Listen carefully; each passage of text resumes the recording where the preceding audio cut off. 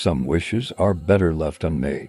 This isn't just a fairy tale. It's a warning that comes from a chilling, real-life story out of upstate New York. It all started during a home renovation.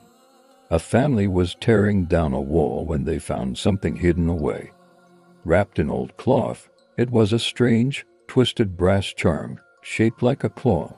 That night at dinner, they joked about it.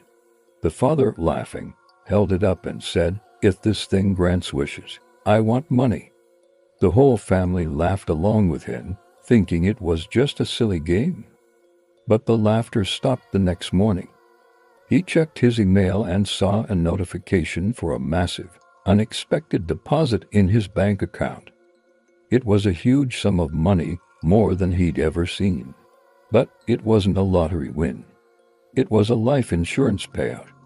His brother had died in a horrific car crash overnight. The money came, but at a cost he never could have imagined. A paralyzing silence fell over the house. The father refused to even look at the charm, let alone speak of it. But his wife couldn't handle the grief and the guilt. In a fit of desperate panic, she screamed at him to throw the cursed object away to get it out of their lives forever. But he didn't listen. Maybe he was in shock. Maybe he was frozen by fear. He just couldn't. And that's when the second wish was made. It wasn't a grand declaration like the first one. It was a broken, desperate whisper from a grieving heart. She clutched the charm and tearfully pleaded, "I just want him back." That night, the horror truly began. A sound echoed through the quiet house, a slow, heavy knocking on the front door. Thump, thump, thump. It didn't sound like a normal knock. It sounded like fists made of wet, splintered wood, heavy and unnatural. They crept to the window, their hearts pounding in their chests, and peered through the darkness. Outside, a silhouette stood on their porch. It had the shape of a man, but it didn't move like one.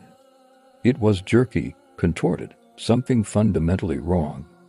They knew with a certainty that chilled them to the bone who or what was on the other side of that door. They never opened it. They abandoned the house that very night, leaving everything behind. To this day, the house sits empty, a dark stain on the neighborhood.